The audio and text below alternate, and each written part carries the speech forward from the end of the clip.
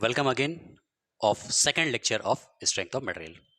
पिछला लेक्चर जो strength of material का था वो आपको वीडियो आप देख चुके होंगे। आज हमारा कौन सा है सेकंड लेक्चर। क्लियर? जहां से फर्स्ट लेक्चर जो खत्म हुआ था उसके बाद से हम लोग शुरुआत करेंगे। शुरुआत करने से पहले कुछ इंफॉर्मेशन फिर से हम आपको रिपीट कर दें। क्लियर? कि एक फ्रेश बैच जो है 19 अक्टूबर 2021 से एक फ्रेश बैच फिर से स्टार्ट हो रहा है, यानी दुर्गा पूजा के बाद 19 अक्टूबर 2021 से एक हम लोग फ्रेश बैच स्टार्ट कर रहे हैं। ऑलरेडी 3 to 4 बैच हमारे यहाँ रनिंग चल रहा है। क्लियर? 3 से 4 बैच क्या है, रनिंग में है। तो जो स्टूडेंट अभी तक ज्वाइन नहीं किए हैं वो काइंडली ज्वाइन करें। और 19 ऑफ अक्टूबर से हमारा फ्रेश बैच हर एक सब्जेक्ट के लिए, whether it is electrical, whether it is civil, whether it is mechanical, whether it is computer science, clear, सभी ब्रांच का एक फ्रेश बैच 19 अक्टूबर से आपको स्टार्ट किया जा रहा है। तो आई होप अभी तक जो ज्वाइन नहीं किए हैं काइंडली ज्वाइन कर लें। और ये हमारा ध्यान दीजिएगा, this is our second lecture. Clear? तो जो स्टूडेंट अभी तक लेक्चर 1 नहीं देखे हैं तो फर्स्ट ऑफ ऑल आप लेक्चर नंबर 1 देखिए, क्योंकि स्टार्टिंग वहां से है। उसके बाद आप लेक्चर नंबर 2 में एंटर कर सकते हैं। चलिए, without any wastage of time हम लोग शुरू करते हैं।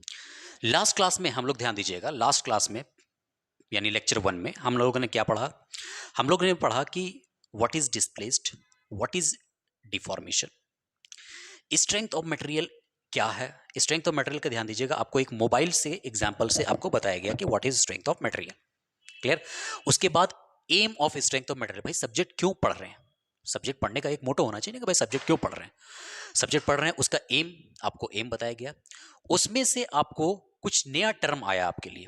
क्या आया? डिफॉर्मेशन, स्ट्रेस, स्ट्रेन, ये टर्म आया, आपको बताया जाएगा।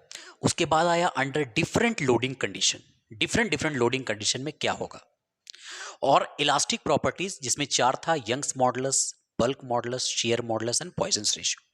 तो एक एक करके हम लोग डील करेंगे। सबसे पहले देखते हैं कि loading condition, different loading condition क्या है। उससे पहले आप समझो कि व्हाट इज लोड। लोड क्या है, लोड समझोगे, उसके बाद इसका क्लासिफिकेशन बताएंगे कि लोड का क्या क्लासिफिकेशन। क्लियर? चलिए, लोड क्या है? Load is defined as an external force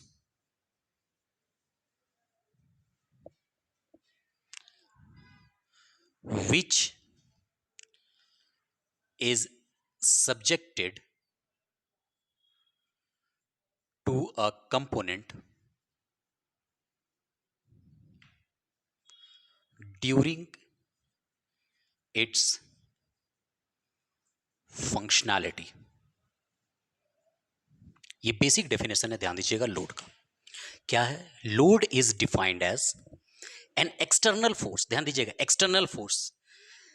कभी कभी क्या होता है कि दिक्कत बच्चे को समझ में दिक्कत होती है, सर लोड और एक्सटर्नल फोर्स आप इक्वल कर दे रहे हो। इक्वल चीज होता है, इक्वल चीज होता है। फोर्स कह दो या लोड कर लो, एक्सटर्नल चीज है ना। कोई भी मटेरियल पे मान लो, suppose that this is material, इस पे आप ये लगा रहे, इसको क्या बोल रहे थे? फोर्स। आप इसको लोड भी कह सकते हो। हम स्ट्रेंथ ऑफ मटेरियल में क्या कहते हैं? उसको लोड। स्ट्रेंथ ऑफ मटेरियल में क्या कहते हैं? लोड। इंजीनियरिंग मैकेनिक्स में जो पढ़ोगे वहां आप फोर्स से डील करोगे, लेकिन यहां हम लोग लोड करते हैं। लोड क्या है? Load is defined as an external force which is subjected to a component. कोई भी कंपोनेंट हो सकता है। फॉर एग्जाम्पल, ये आपका एक कंपोनेंट है, मान लीजिए कंपोनेंट, इस पे कोई भी एक फोर्स लग रहा है। Clear? During its functionality, during its function, जब ये मटेरियल फंक्शन कर रहा होगा। क्लियर? जब ये मटेरियल फंक्शन कर रहा होगा, इस पे कौन कौन सा फोर्स लग रहा है, वो चीज क्या कहलाता है आपका? That is load. कोई भी मटेरियल जब फंक्शन कर रहा है, उसके ऊपर कौन कौन सा फोर्स लग रहा है, एक्सटर्नल फोर्स, वो क्या कहलाता है आपके लिए? लोड। तो आई होप आपको क्लियर हो गया होगा। Simple, what is load? Load is defined as an external force which is subjected to a component during its functionality. Clear? Next है लोड का classification, and this is most important. Clear? तो miss मत करिएगा video का एक second भी। Clear? ध्यान से देखिए बिल्कुल।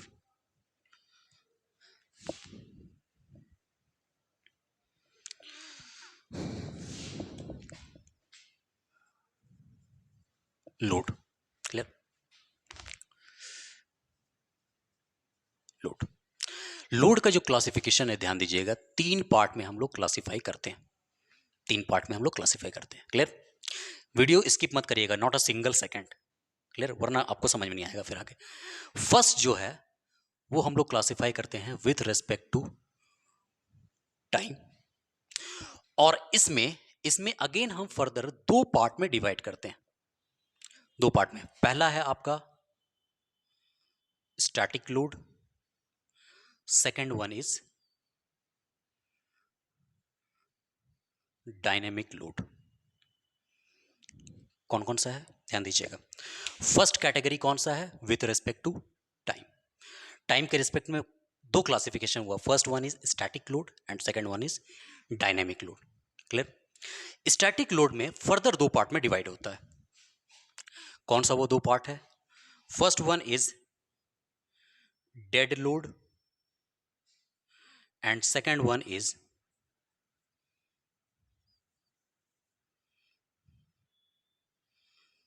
Gradually applied load. 2 पार्ट में। क्लियर। नेक्स्ट है आपका dynamic load. Dynamic load again आपका फर्दर 2 पार्ट में डिवाइड है। फर्स्ट वन इज इम्पैक्ट और शॉक और suddenly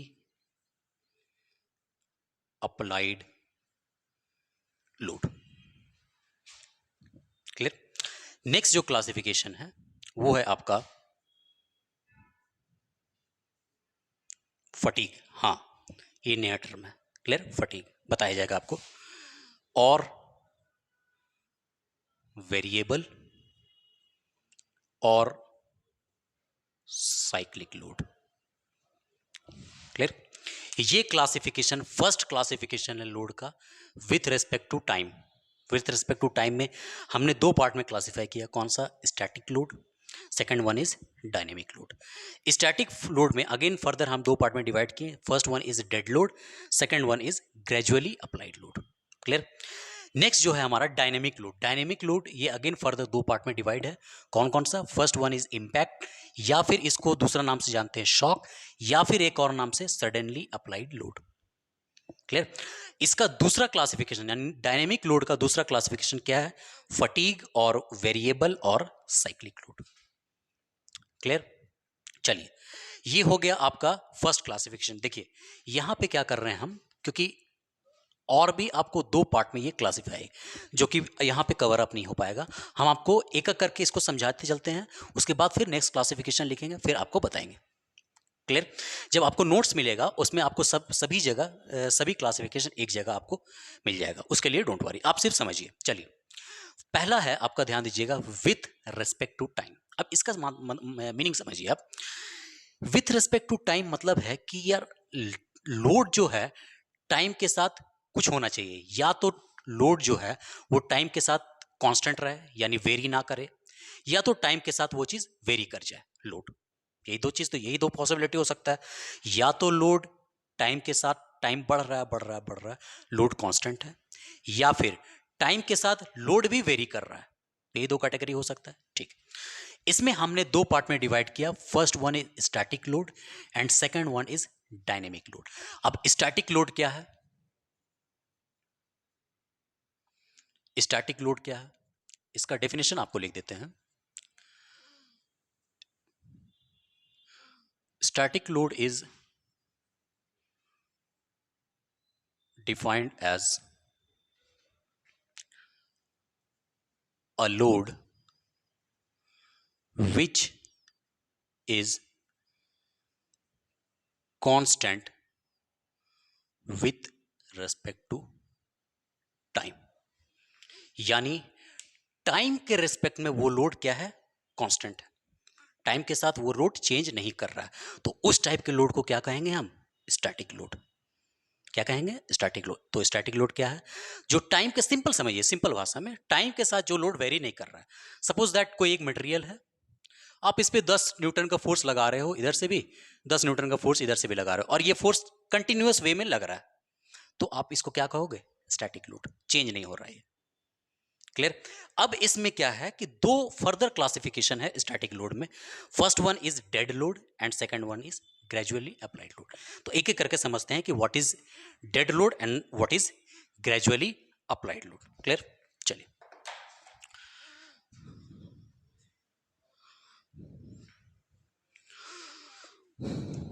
first one is dead load. Simple समझिए, आपको एक एग्जाम्पल से समझा रहे हैं हम, एग्जाम्पल से, कि मान लीजिए अगर आपको 3 फ्लोर का एक बिल्डिंग बनाना है, 3 फ्लोर का आपको एक बिल्डिंग बनाना है। क्लियर? अब ध्यान से समझिएगा, मिस मत करना एक सेकंड भी। अगर आपको 3 फ्लोर का बिल्डिंग बनाना है, ध्यान दीजिएगा, आप जो बोल रहे हैं वर्ड उस पर ध्यान दीजिएगा। ये बिल्डिंग बन चुका है, ये बिल्डिंग क्या है? बन चुका है। अब इस पे आप फर्दर चेंज नहीं कर सकते। क्लियर? अब उसके बाद देखो, अगर ये बिल्डिंग बन चुका है तो क्या इसके बाद इस पे कोई लोड चेंज होगा?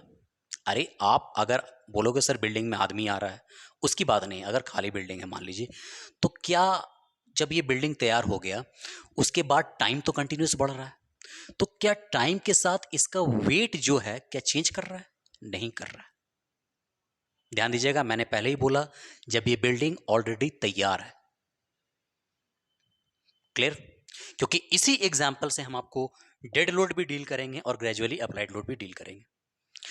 जब ये बिल्डिंग ऑलरेडी बन चुका है, क्या उसके बाद इसका बिल्डिंग का वेट या फिर लोड चेंज हो रहा है टाइम के साथ? नहीं हो रहा है। तो ये किसका एग्जाम्पल हो जाएगा? डेड लोड का। तो डेड लोड क्या है? इसका एग्जाम्पल कोई भी स्ट्रक्चर या फिर कोई भी मशीन। फॉर एग्जाम्पल आप लेथ मशीन लाते हो, आपके कॉलेज में भी होगा लेथ मशीन, तो क्या आप लेथ मशीन को जब देखो क्या उसका लोड चेंज हो रहा है? क्या कंटिन्यूस लोड चेंज नहीं करता है। जो भी उसका मान लीजिए 1000 kg उसका वेट है, तो क्या वो चीज तो कांस्टेंट है, वो चीज चेंज नहीं कर रहा है, तो क्या किसका एग्जांपल है? डेड लोड का। अब इसको अगर ग्राफ की मदद से समझना चाहोगे तो ध्यान से समझो क्या है। Suppose that this is your load axis, this axis यानी Y axis, and this is your time axis. इसका जो ग्राफ बनेगा, ध्यान दीजिएगा, इसका जो ग्राफ बनेगा वो कुछ इस तरीके से बनेगा। यानी ये जो एक्स एक्सिस है, ये एक्स एक्सिस है, this is X axis and this is Y axis. तो एक्स एक्सिस के क्या है? पैरेलल। और ये क्वांटिटी क्या है आपका? This quantity is your load, this quantity is your load. Suppose that this is 1000 Newton मान लेते हैं। तो अब ध्यान दीजिए, ये जो ग्राफ है ये एक्स एक्सिस यानी टाइम के एक्सिस से ये चीज पैरेलल है, तो क्या आप कह सकते हो कि टाइम के साथ ये जो लोड है ये कांस्टेंट है? बिल्कुल है। और ये जो ग्राफ है ये किसका हो गया ग्राफ?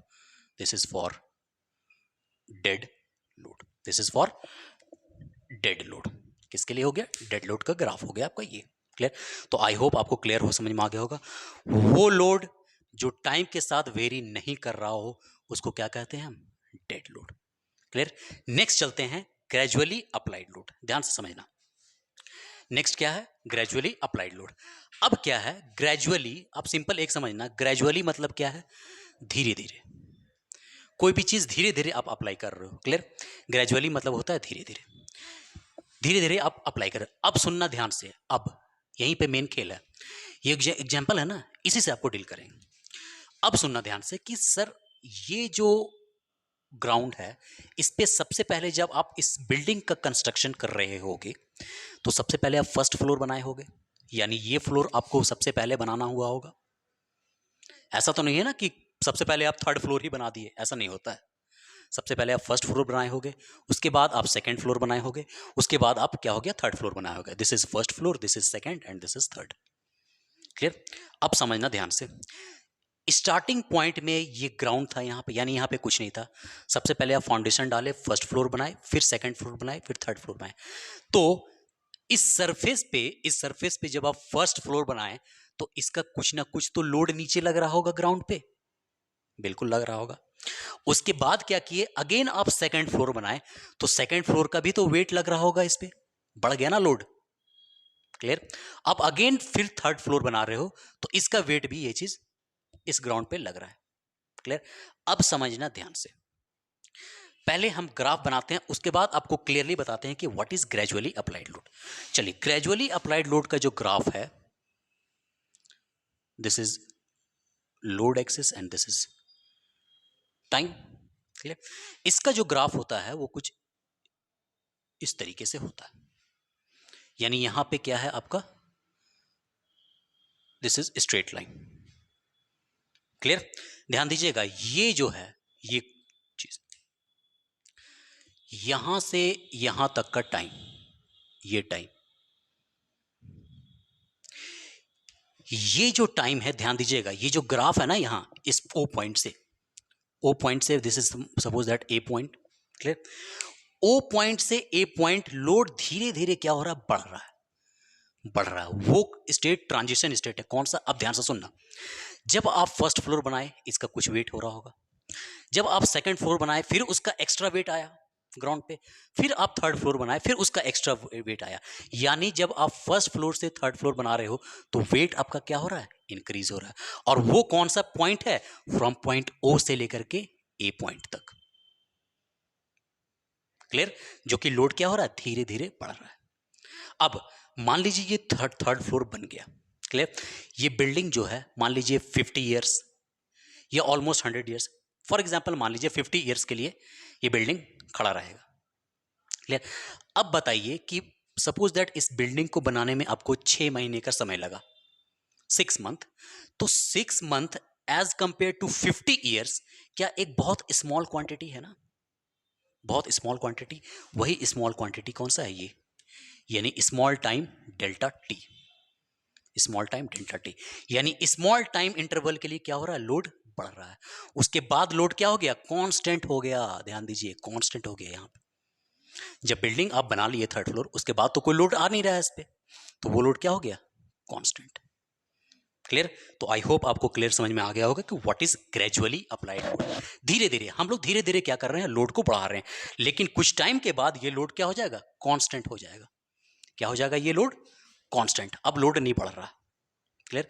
तो आई होप आपको विथ रेस्पेक्ट टू टाइम जो है, with respect to time, first classification is static load. इसमें दो क्लासिफिकेशन था, first one is dead load and second one is gradually applied load.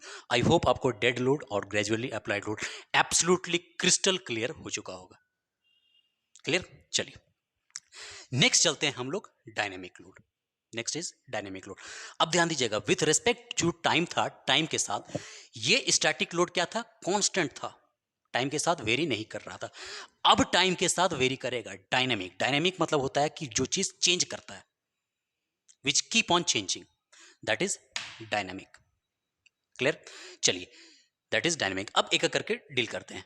तो आई होप आपको static load का part तो clear हो गया। अब हम लोग चलते हैं dynamic load.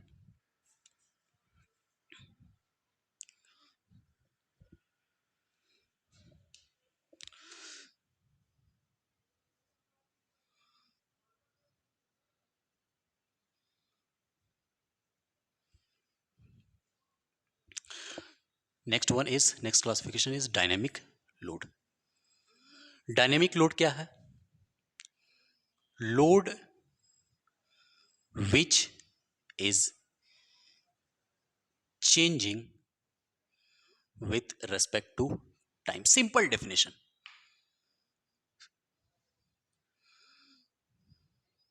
Simple definition, load, dynamic load क्या है, जो लोड टाइम के साथ चेंज कर जाए।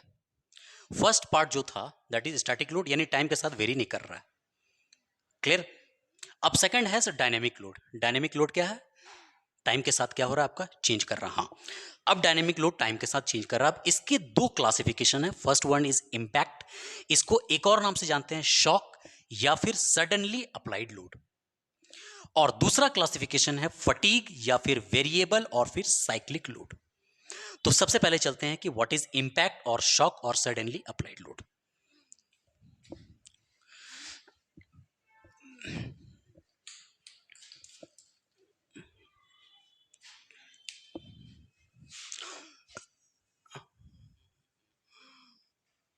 इम्पैक्ट लोड, और शॉक और सडनली अप्लाइड लोड, तीन अलग अलग नाम है। अच्छा, एक चीज आप गौर से देखो, इम्पैक्ट तो चलो आप मान लो अगर नहीं समझ पा रहे हो, शॉक, शॉक मतलब क्या होता है, जो चीज आपको बहुत ही कम टाइम इंटरवल के लिए लगे। फॉर एग्जाम्पल, ये एक्सपेरिमेंट घर में करना मत, क्लियर। बाय द वे, कभी इलेक्ट्रिक स्विच में या फिर तार में अगर आपका हाथ लग जाता है, करंट लगता है, झटका लगता है, उसको क्या बोलते हैं, शॉक लगा। तो क्या वो शॉक बहुत फ्रैक्शन, बहुत स्मॉल टाइम इंटरवल के लिए लगता है ना। अगर ज्यादा टाइम के लिए लग गया तब आप निकल लिए, ऐसा खुदा ना खास्ता ऐसा कुछ हो, लेकिन वो क्या है, शॉर्ट टाइम इंटरवल के लिए लगता है शॉक, क्लियर। नेक्स्ट इसका नाम है सडनली अप्लाइड लो, अचानक लगता है। भाई तार अगर आप कुछ कर रहे हो काम, अचानक सा लग गया, सडनली अप्लाइड लोड।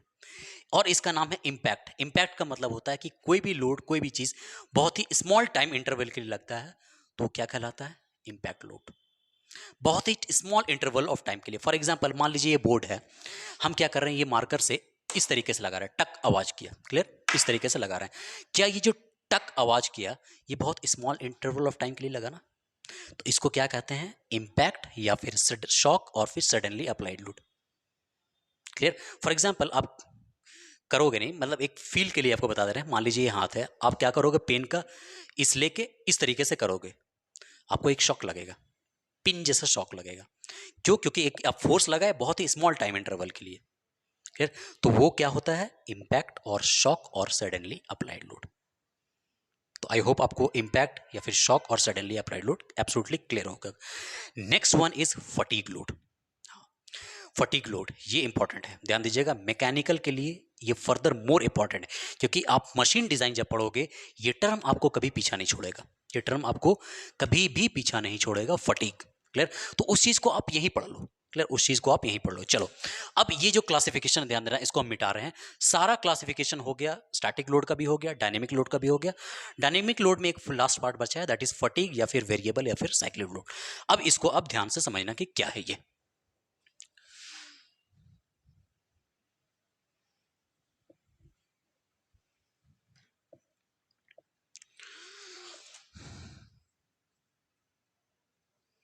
फटीग और साइक्लिक और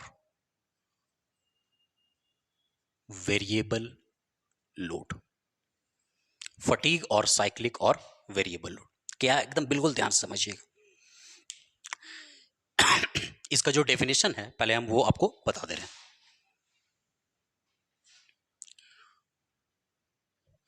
फटीग और साइक्लिक और वेरिएबल लोड, क्लियर, चलिए ठीक है। ए लोड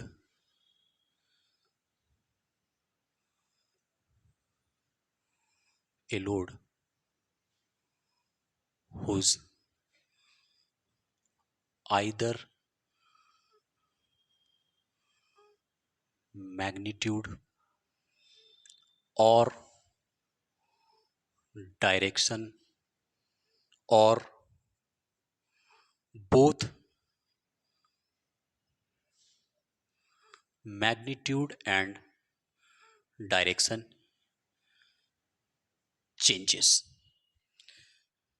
उसको क्या कहते हैं, fatigue load. Simple simple definition, book में आपको अलग अलग डेफिनेशन मिल जाएगा, लेकिन एक मीनिंग जो है, जनरल मीनिंग यही है। क्या load, a load whose either, ध्यान से सुनना, या तो मैग्नीट्यूड या तो डायरेक्शन या फिर बोथ मैग्नीट्यूड एंड डायरेक्शन। कौन सा, both magnitude and direction changes, तीन चीज होता है, ध्यान से समझना। फटीग तीन केस में होगा, फटीग या फिर वेरिएबल कर दो या साइक्लिक कर दो, एक ही चीज है। तीन चीज, या तो फोर्स का या फिर लोड का मैग्नीट्यूड चेंज हो जाए, या तो डायरेक्शन चेंज हो जाए, या दोनों चेंज हो जाए, उसको क्या कहोगे, फटीग लोड। अब एक एक करके तीनों को आपको दिखाते हैं, तीनों को दिखाते हैं कि क्या हो रहा है। सपोज दैट ये एक कंपोनेंट है, क्लियर, जिसपे क्या हो रहा है, एक फोर्स लग रहा है इस डायरेक्शन में, फोर्स लग रहा है। कितना फोर्स लग रहा है, मान लेते हैं P, पी फोर्स लग रहा है। क्लियर? पी फोर्स लग रहा है।